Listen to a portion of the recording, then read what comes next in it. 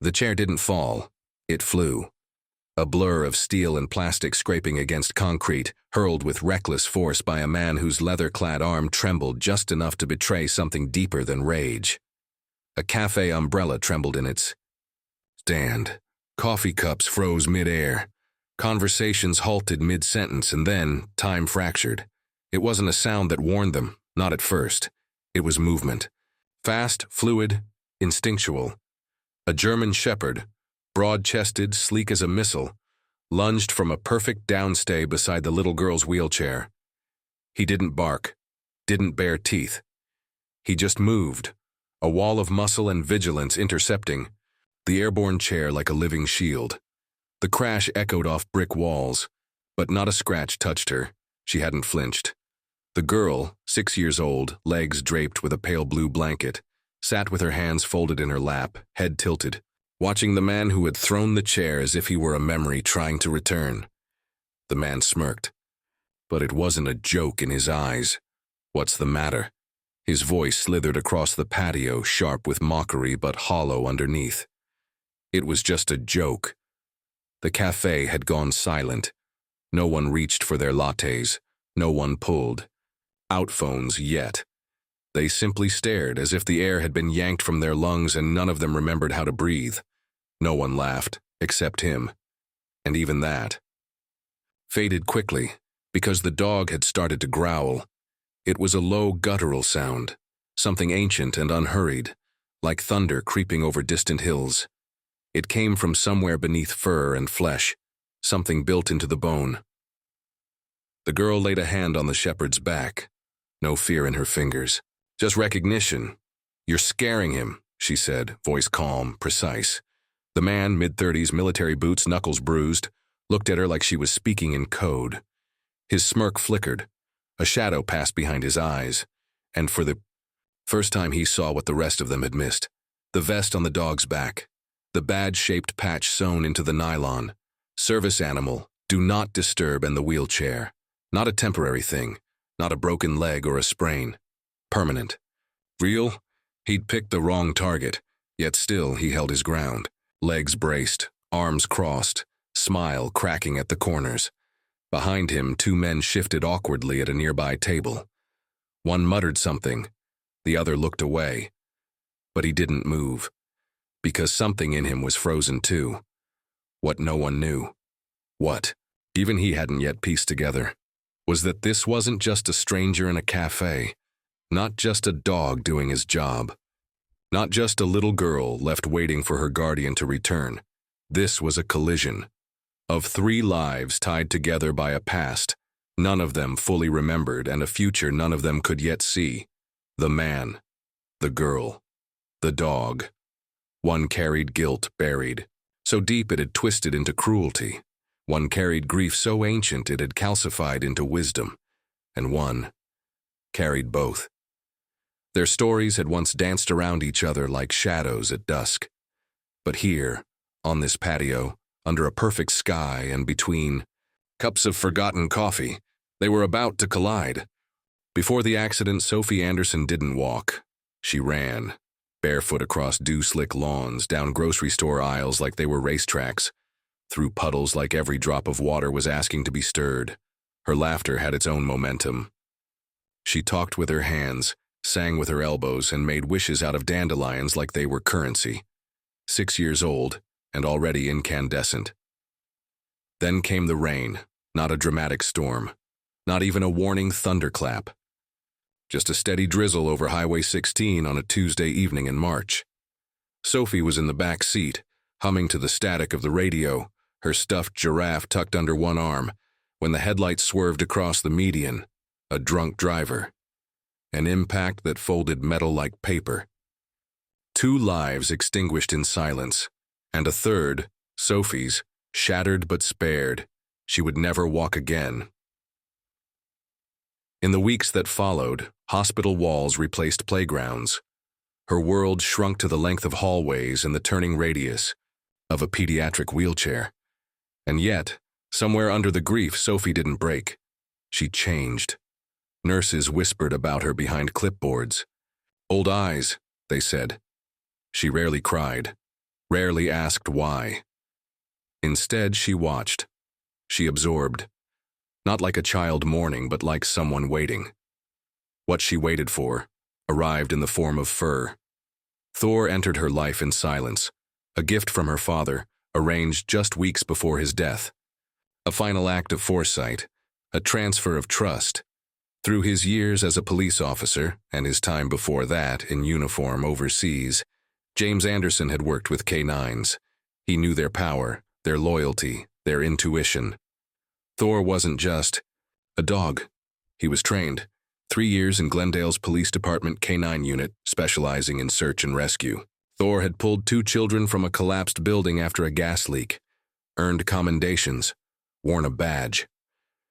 When James knew his time as a father might be cut short, he pulled every string he had. Thor arrived with a vest, a file, and an understanding that went beyond training. From the moment he stepped into Sophie's hospital room, Thor didn't just obey. He adapted to her speed, to her height, to her silences. Where others saw a broken child, Thor saw only command. He became her legs, her shadow, her strength. He steadied her during transfers, blocked bullies without growling, fetched what she couldn't reach, responded to faint shifts in her blood pressure before the monitors could beep. He slept beside her bed every night, always facing the door. Meanwhile, across town, Derek Mitchell had forgotten how to sleep. 3 tours in Afghanistan, 2 commendations, 1 dog lost. He used to have a laugh like a seatbelt click, sharp, safe, automatic. Used to train canines for patrol and detection. He knew how to read them, teach them, trust them, until Axel, until the mission that went sideways and the canine that barked just a second too late. Until James Anderson shoved him clear of a detonation and never walked away from it. Derek came home with a scar on his leg, a ringing in his ears and silence between his ears louder than any war zone. His laugh disappeared. Jobs didn't last. Relationships disintegrated. He found shelter in the rumble of a motorcycle engine and the smell of oil-soaked leather. He wore his jacket like armor and carried his trauma like a badge no one could see. The VA prescribed pills. He washed them down with beer. He avoided mirrors. They had a way of showing what he wasn't anymore. The world felt too loud and too far away all at once. So he drifted, town to town, bar to bar, coffee to black coffee, until Glendale. The morning they were set to collide, Sophie was counting butterflies. She sat outside the Rosewood Cafe in her usual corner, legs tucked under a cotton blanket despite the warmth of the day. Her Aunt Martha had stepped inside to pick up medication from the nearby pharmacy. Thor was on duty, full alert. Sophie had a scone, a chocolate milk, and an old paperback copy of Charlotte's Web, her mother's favorite, now hers. She watched the monarch butterfly hover above the planter near the fence and whispered. Tuesday mornings at the Rosewood Cafe had their own rhythm, soft, familiar, almost sacred. The scent of fresh scones, the scrape of ceramic on wood, retired couples in no hurry, young professionals with earbuds and deadlines, the occasional burst of laughter, always contained, like even joy knew to keep its voice down. At the corner of the patio, slightly tucked away from the main traffic, sat a reserved space, not officially marked, but understood. A wide table near the flowering. Bushes kept clear of extra chairs. That was Sophie's spot. And Thor's.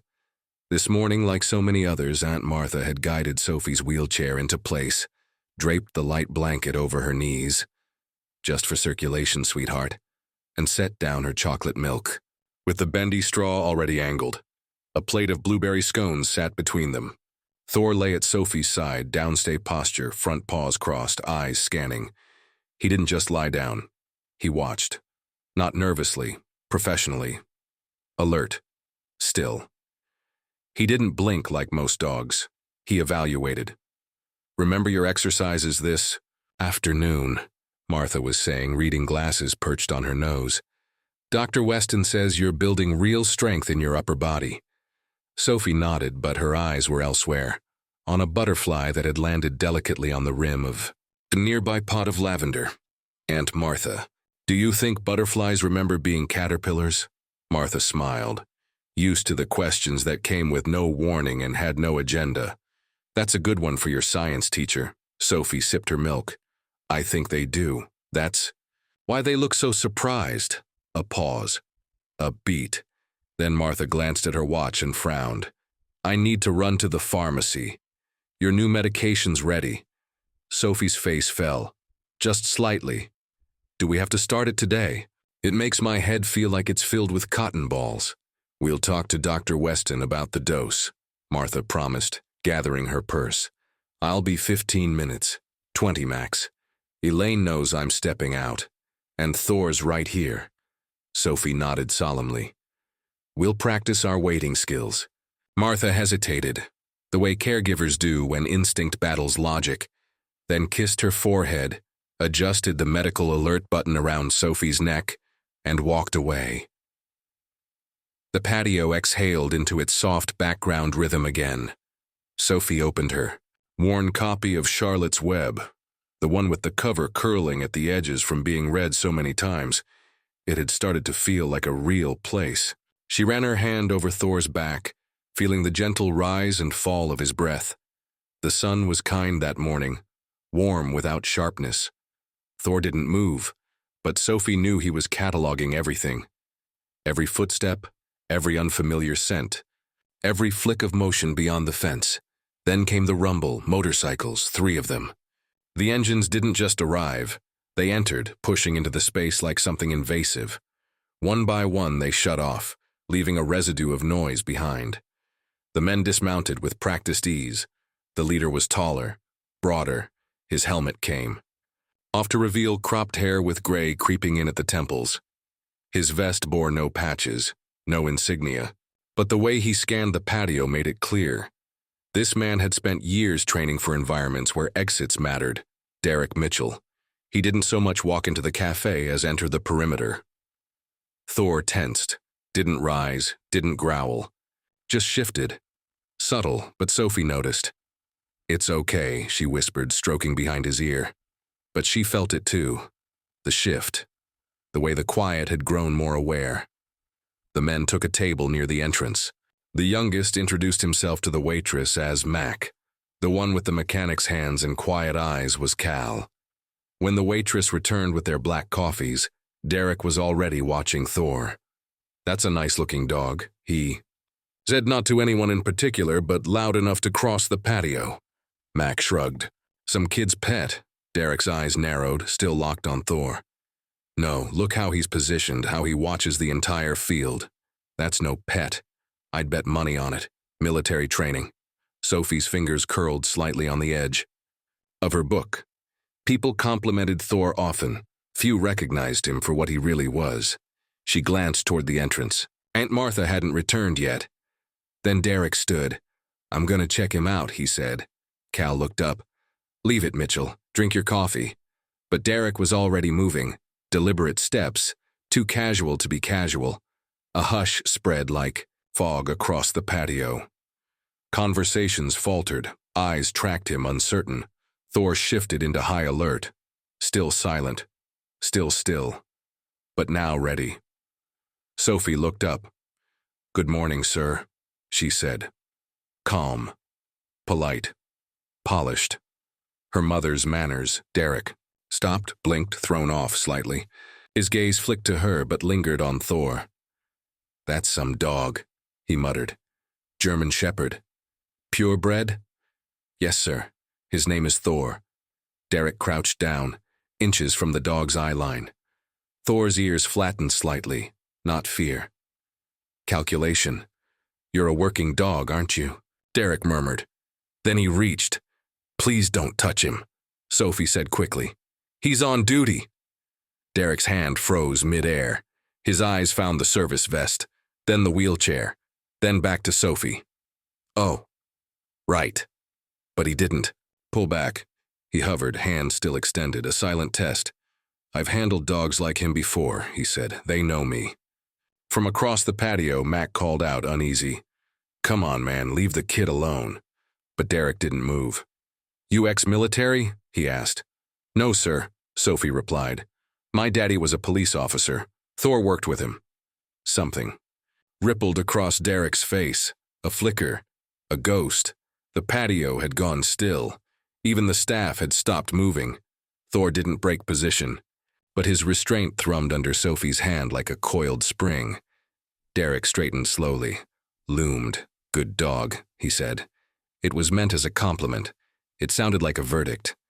Then, without further word, he turned and walked back to his table. The air returned slowly. Sophie let out a breath she hadn't known she was holding. Thor stayed alert, watching, always watching. The murmur of conversation resumed, haltingly. A few phones had been subtly raised.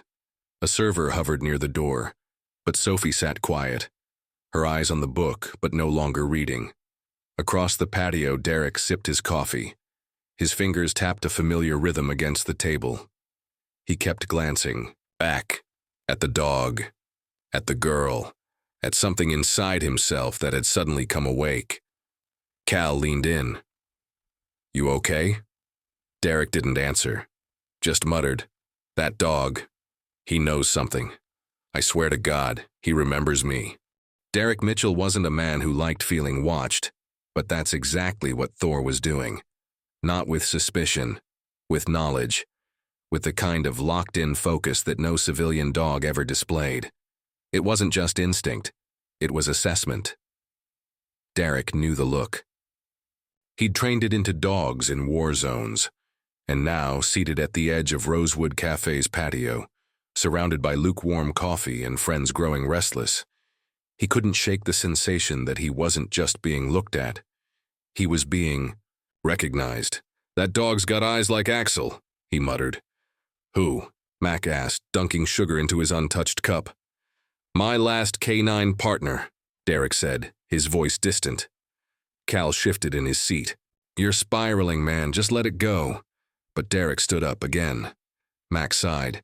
"Come on, Mitchell, don't be that guy." Derek ignored them. His boots thudded heavier than necessary as he crossed the patio. Sophie heard him coming before she saw him. She closed her book slowly, finger marking her place. Her shoulders pulled back. Calm, formal. Thor rose, smooth, silent, and positioned himself squarely between the man and the girl. He didn't growl, didn't snap, just moved. It was enough to make 3 separate cafe patrons lower their forks and start recording with their phones. Derek stopped about 5 feet from the table this time. "Your dog," he said loudly, "just did a textbook defensive posture. Clean lines, solid form." Sophie looked up at him. "He's trained to protect me." "Yeah? From what?" His voice had a hard edge now. Something cracked beneath it. "From things that approach too fast," Sophie answered. "Or too loud." Derek shifted his weight forward, not aggressively, but testing. Thor's stance widened subtly. Still no growl. "I'm not a threat," Derek said. Thor's ears flicked back. "A small tell." Sophie's fingers touched the dog's back, lightly but purposefully. "Please don't come closer," she said. Derek didn't move. His eyes scanned Thor again, head to toe. "What happens if I do this?" he asked, and clapped, sharply, once. The sound cracked across the patio like a shot. Someone dropped a spoon. A woman gasped. Thor didn't flinch. His eyes remained locked on Derek, muscles taut. Another test, and still, no reaction. That, more than anything, made Derek's skin prickle. He took a sudden step forward. Thor's growl came low. A subterranean rumble. Controlled. Powerful. A warning. Derek froze. "You're making him nervous," Sophie said. Her voice was still even, but it had weight now. It landed. Derek blinked, looked around, saw the phones, the frozen staff, the tension. He took a half step back, almost embarrassed. "I'm just testing him," he mumbled. "He's not here to pass your tests," Sophie replied. "He already passed my daddy's." Something in Derek's expression shifted, tightened. His jaw worked. "Your dad?" Sophie nodded. "He was a police officer. They worked together." The air between them went still. Even the wind quieted. Derek swallowed hard, his voice dropped. "What's your last name?" Sophie hesitated. Aunt Martha's voice echoed in her head. "Don't ever give your full name to strangers, sweetheart." "That's not appropriate," came a voice behind Derek. It was the cafe manager, Elaine. She stood with arms crossed, a pot of coffee forgotten in her hand. Other patrons had risen from their tables, silent, watching. Derek didn't answer her. He didn't. Push just stood. Then he nodded once, a subtle, almost involuntary twitch of understanding, and turned to leave. He didn't storm off. He walked, like someone who had just bumped into a version of his own past wearing a child's face. Back at his table, Cal gave him a look. "What was that?" "I just needed to see something," Derek muttered. But his coffee was cold, his thoughts louder than the world around him. Across the patio, Sophie didn't move until he was seated again. Even then, she remained still. Thor relaxed slowly, the stiffness draining from his frame like tension melting off a wire. 10 minutes later, the bell above the cafe's front door jingled. Martha returned, pharmacy bag in hand. Her pace slowed. She crossed the patio. Something was wrong. She could feel it before she even saw Sophie's face. She quickened her steps. "Sophie? What happened?" Sophie looked up, calm as still water. "A man came over to test Thor's training," she said. "He clapped in my face." Martha's mouth went dry. "What?" Thor gave a soft chuff like punctuation. "He said it was just curiosity," Sophie continued. But Thor didn't like it. Several patrons approached. One of them, a middle-aged woman in yoga gear, offered her phone. "I recorded it," she said. "It wasn't okay." Another chimed in. He kept pushing. The girl handled it better than most adults would have. Martha's face was pale with fury, barely concealed by composure. She crouched to Sophie's eye level. "Did he touch you?" "No." Thor didn't let him. Martha stood and turned toward the table where Derek and his friend sat. But they were already rising, ready to leave. The moment had passed, but the residue remained. Martha gathered her things quickly. Her fingers were shaking as she packed up Sophie's book. As they left the cafe, Thor walking alertly beside the wheelchair, Martha turned once more. The man was gone. But whatever had passed between them wasn't over. Not even close. That night, after dinner and stretches and story time, as the soft hum of the baby monitor flickered on, Sophie spoke into the dark. "He's coming back," she said. Martha, halfway down the hall, paused in the doorway. "Who is, sweetheart?" "The man from the cafe. The sad one who clapped at Thor." Martha stepped into the room. "Why would you say that?" Sophie turned her head on the pillow, her face calm. "Because Thor's still listening for him." At the foot of her bed, Thor, resting, but not fully asleep, opened one amber eye. Martha said nothing. But the words echoed in her mind like a quiet bell. "He's coming back." The call came just after breakfast. "Mrs. Anderson, this is Officer Daniels with the Glendale Police Department." Martha's stomach tightened. "Yes?" "I'm calling regarding the incident at Rosewood Cafe. One of the individuals involved turned himself in late last night." "Turned himself in?" "Yes, ma'am. His name is Derek Mitchell. He asked to speak with someone in connection to James Anderson." Martha's hand froze, halfway through, pouring orange juice. The name landed hard. "My brother?" "Yes, ma'am. Captain Brooks would like you and your niece to come down to the station. There's something he believes you need to hear." Martha glanced toward the living room. Sophie was humming to Thor, gently brushing his coat. A part of her wanted to say no, protect her niece, keep the ghosts at bay. But something in Sophie's voice from the night before, a certainty too old for her age, lingered. "He's coming." "Back." Martha exhaled slowly. "We'll be there in an hour." The police station was a cold, squared-off building with glass doors that stuck on humid days. It was the first time Martha had been back since James's memorial. They were greeted in the entrance by Officer Daniels, who crouched beside Sophie's wheelchair with a kind smile. "You must be Sophie. Your dad used to talk about you all the time," Sophie nodded. This is Thor. I remember Thor, Daniel said, nodding toward the German Shepherd. Smartest dog we ever had. He led them down the hallway, not to an interrogation room, but a glass-walled conference space. Martha's steps slowed when she saw the man sitting at the table. It was him, Derek, but not the version from the cafe. Not angry, towering, provoking. He was smaller somehow, or maybe just unguarded. His jacket was gone.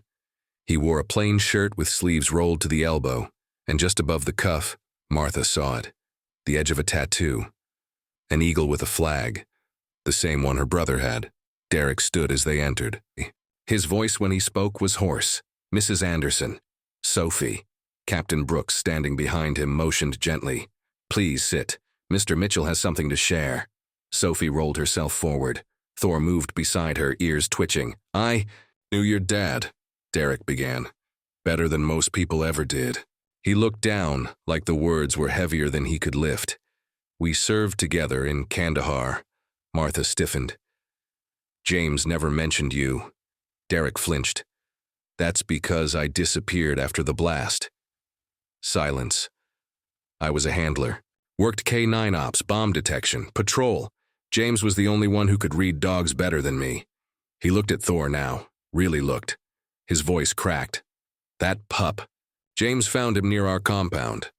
Half-starved, covered in ticks. I said we couldn't keep him. He said we didn't have a choice. A flicker of a smile passed across Derek's face. He named him Thor on day one. Said he needed a name strong, enough to survive war. Sophie's hand tightened on Thor's fur. He trained him with me. Quiet, methodical. That dog learned faster than any protocol we had. Derek's eyes went distant, unfocused, drawn back to some burning desert night. Then came the patrol. We were just 10 clicks out. Thor started barking, hard, frantic. Wouldn't stop. James believed him, told us to double back. I didn't. His voice grew brittle. The IED went off 20 feet in front of me. James had pulled me back just enough. Martha leaned forward. He saved you? Derek nodded. I was airlifted out. Spent months in rehab. By the time I was stable, he was already stateside. Working with Thor in the Glendale PD. His jaw clenched. He reached out. I never answered. I couldn't. I was angry at everything. He looked up now, straight at Martha. And then I saw Thor again. At the cafe. It was like getting sucker punched by the past. He turned to Sophie. I didn't know who you were. Not until you said your daddy trained him. Sophie tilted her head, studying him. You didn't scare me, she said softly. But you scared Thor. Derek blinked. And you knew, she added. You knew who he was before you knew who I was. She looked at her aunt. I think Daddy told Thor who to wait for. The room was silent. Even Captain Brooks didn't speak. Sophie looked back at Derek. My daddy said in a letter that one day he'd introduce me to the man who taught him everything about dogs. Derek's breath caught.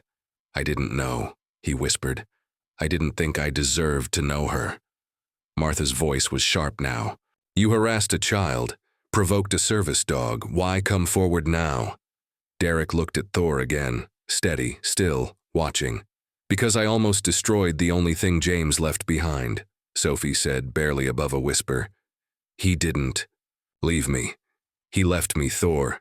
Her words landed like the drop of a pin in a quiet church. Martha's anger cracked, just a little. Derek looked down, blinking hard. I want to help, he said. I don't expect forgiveness. But maybe I can make something right. Sophie studied him for a long moment. Then she nodded once. I think Thor still remembers you. And for the first time since the war, Derek Mitchell felt something thaw. Not forgiveness, but possibility. It started with a bang, just not the kind anyone heard. The police station's hallway was calm, fluorescent lit, and filled with the quiet rustle of paperwork and shoe scuffs. Sophie was coloring at a small desk in the waiting area, Thor resting. At her feet when the conference room door burst open. Mitchell. It was Mac, sweating, frantic, and breathless. His voice rang like a shot across the calm. Weaver's got Cal. Derek stood so fast his chair slammed into the wall. What? He followed him home. Brought 2 buddies. They've got him. Holed up in the apartment. He called me from the bathroom, said they've got weapons. Captain Brooks was already moving, barking orders. Get a team ready. Daniels, you're with me. We roll in 5. Derek grabbed his jacket, then paused. His eyes flicked to Sophie, who had stopped coloring. I have to go. She looked up calmly. I know. Stay safe, kid. But as he turned, Sophie's voice followed him. You'll need Thor. Derek froze. So did Martha. No, Martha said, already rising. Absolutely not. But Sophie's voice was firmer now, still small, but unwavering. He's not just mine. He's Daddy's too. If Derek is in danger, Thor will know. Captain Brooks hesitated. Martha, I won't put her in harm's way. But Thor might be able to help us find them. Martha's jaw clenched. She looked at Sophie. You really think this is what your dad would want? Sophie nodded once. He'd want us to help the people he loved. A minute later, the convoy rolled out of the station. Silent sirens, tight urgency. In the second SUV, Sophie sat buckled tight. Beside Martha, Thor at her feet. Derek was up front with Brooks and Daniels. No one spoke much. The only sound was the quiet, rhythmic tapping of Derek's fingers on his knee. Cedar Avenue was quiet. Too quiet. Cal's building was weathered brick, tucked between a pharmacy and a bail bonds office. There were no signs of a struggle from the outside. No screaming, no broken windows. They're keeping it contained, Brooks muttered. Means they're waiting for something. Me, Derek said. The SUV rolled too. A stop. Officers moved into position around the alley and fire escape. Sophie, seated at the open door, held Thor's harness. You ready, boy? She whispered. Thor looked up, ears perked. Mac handed over a crumpled t-shirt. Weaver spilled beer on this last night. Sophie held it out. Seek, she said softly. Thor sniffed and snapped into focus. He moved with sudden, purposeful energy, nose to ground, tail steady, eyes scanning. Daniels took the lead, unspooling a long leash as Thor began circling the building's perimeter. Then, without warning, Thor jerked left, toward the alley. He's got something, Daniels said, hand tightening. Thor led them to the fire escape, then froze. Nose high, ears forward, body rigid. He's up there, Derek murmured. Or close. From the alley, a shout broke the stillness. Mitchell, everyone froze. Another voice, raw, broken, shaking, carried across the concrete. I know you're here, coward. Show your face. Brooks cursed under his breath. Weaver. Do. Not engage, Daniels ordered. We're not set up yet. But Derek was already moving. He stepped into the mouth of the alley, hands raised. Weaver. The other man stood near a rusting van, one hand gripping Cal's shirt collar, the other holding a pistol. Cal's face was bloody, one eye swelling shut. Let him go, Derek said, voice low. Calm, solid. You left my brother to die, Weaver shouted, eyes wild. You were supposed to cover them. Where the hell were you, Mitchell? Derek didn't flinch. Pinned down, you know that. You chose your own skin. No, Derek said, stepping closer. I chose to follow orders, and I've lived with it every day since. Weaver's gun twitched. Not enough. Behind Derek, officers shifted. Stand down, Brooks warned again. But Weaver wasn't listening. His breathing was ragged. He turned the gun, pointed it directly at Derek's chest. And that's when Thor moved. It happened in a blur. 1 second, Sophie was holding the leash. The next, Thor was gone. He burst past Daniels down the alley, a tan blur of muscle and motion. Thor, no! Sophie screamed from the SUV, but Thor didn't stop. He didn't growl, didn't bark, he just moved. A missile of fur and fury. As Weaver's finger tensed on the trigger, Thor launched, straight between Derek and the gun. The shot rang out, loud, sharp. Final, Thor yelped, and then hit the ground. Everything stopped. Weaver was tackled in the next second, 3 officers taking him down hard. Cal slumped to the pavement, bleeding but conscious. Derek dropped to his knees beside the dog. Thor. Blood. stained the concrete beneath Thor's shoulder. The dog whined once, his breathing was fast. Shallow, Sophie's scream echoed across the alley. "Thor!" Martha held her back in the SUV, arms wrapped tight, both of them frozen in horror. Derek pressed a hand over the wound. "Stay with me, buddy. Stay with me." Thor's eyes fluttered, his tail twitching once. Sophie's voice, distant but piercing, came through the alley's chaos. "Tell him I'm coming. Tell him I'm okay." Derek looked up, met her eyes across the distance. Then he whispered, "She's safe, Thor. She's safe." The dog closed his eyes, but he was still breathing. The vet hospital was only 10 minutes away. They rode in the car, back of a police SUV, sirens on now. Thor's body cradled between Derek and a paramedic. Blood soaked Derek's sleeves. Sophie sat silently, face pressed to the window, her small hand resting against the glass. When they arrived, the vet team was waiting. Thor was rushed inside. Martha stayed with Sophie. Derek stayed behind. He stood outside the hospital, watching the red doors swing shut, his hands trembling. His voice was barely a whisper. "He took a bullet. For me." "No," one answered.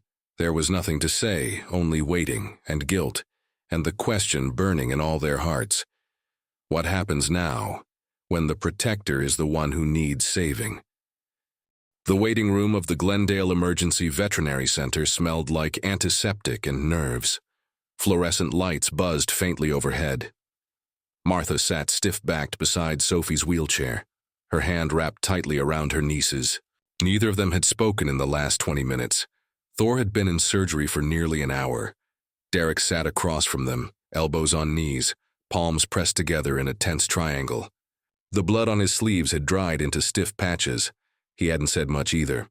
Just one quiet sentence when they arrived. "I was supposed to protect him."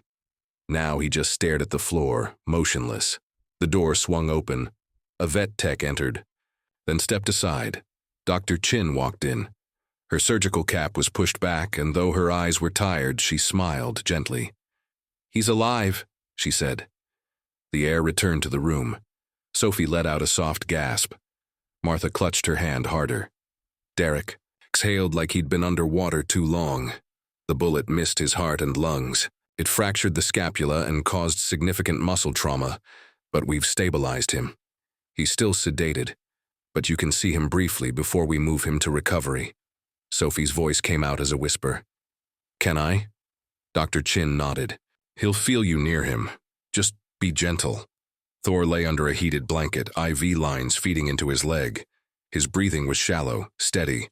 Sophie reached out a hand, stroking the top of his head.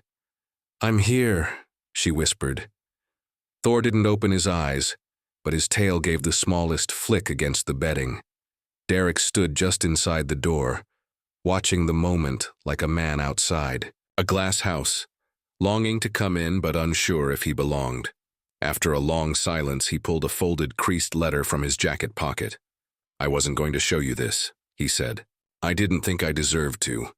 But after what happened today..." Martha stepped closer, eyes narrowing. "What is it?" "A letter.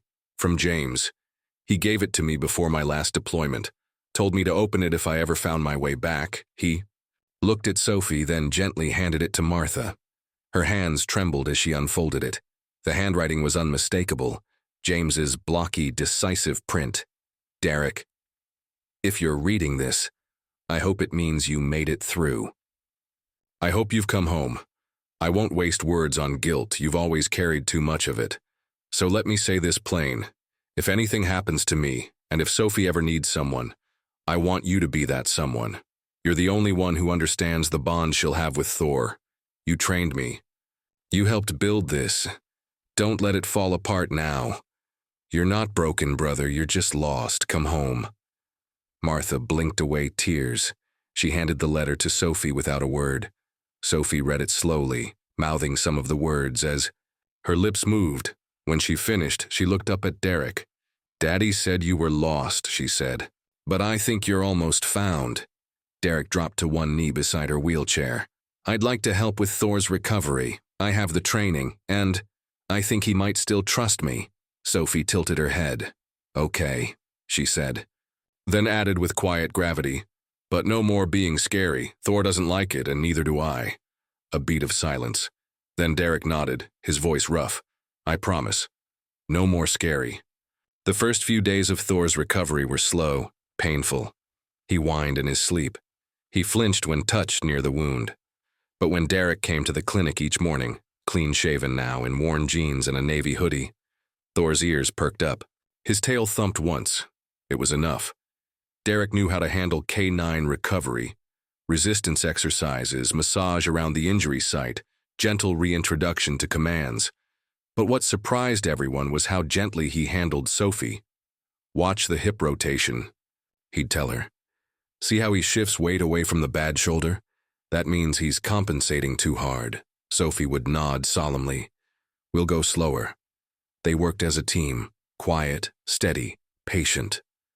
Martha watched from the hallway. Her skepticism faded day by day. 3 weeks after the shooting, Thor came home. His vest was modified, supportive but soft. His walk was still a limp. But when he crossed the threshold of Sophie's house, he paused, then let out a long sigh. Home. Derek had started coming around regularly by then. At first, it was just therapy sessions, then helping with transfers, then sitting with Sophie while Martha ran errands. By week 5, he was fixing a squeaky door and teaching Sophie how to carve wooden figures. They're not toys, he'd explain. They're reminders, things you can hold when the world gets loud. On a sunny Sunday, 6 weeks after Thor was shot, the trio sat on the back porch. Sophie in her chair, Thor at her feet, Derek beside them with a sketch pad in his lap. Are you drawing Thor? She asked. Nope, he said without looking up. Drawing you. Sophie giggled. Make sure I look like a superhero. You already do. That. Night.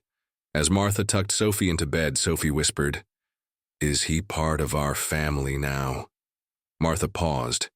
She thought about the man he used to be, the one who shouted in a cafe and tested a child's courage. And then she thought about the man who taught her niece how to check muscle symmetry on a recovering dog, and who had learned how to laugh again without guilt. Yes, she said softly. I think he is. On the fridge, a new photo joined the others. Sophie and Thor in the center, Martha beside them, and Derek in the background, smiling, not in the camera's direction, but at the child and dog who had saved him. The caption, written in Sophie's careful scrawl, We're still healing, but we're doing it together. The oak trees in Glendale Park had turned gold, their leaves fluttering like applause in the warm breeze. Beneath one of them stood a picnic table adorned with sunflowers, homemade cookies, and a modest banner in block letters. Welcome home. Thor. Children played nearby. Officers from the K9 unit mingled with veterans and cafe regulars. There were balloons tied to the back of a wheelchair. Sophie's wheelchair.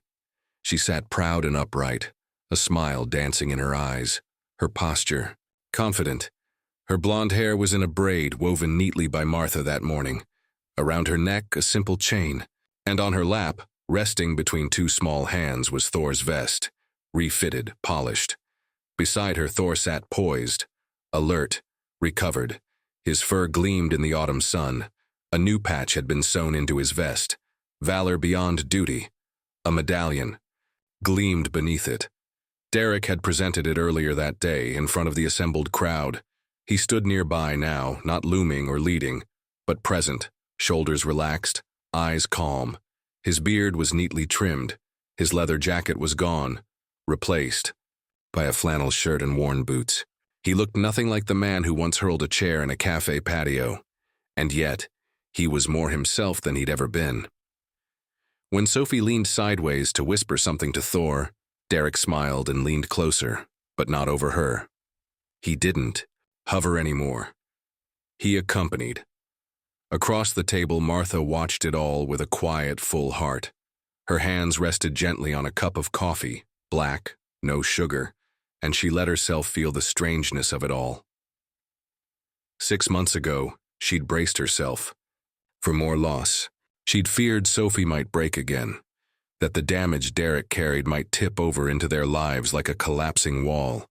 But now, There was this: a child healing, a soldier learning to stay, a dog still guarding, still loving, even as a scar traced one shoulder like a badge. Martha breathed it in.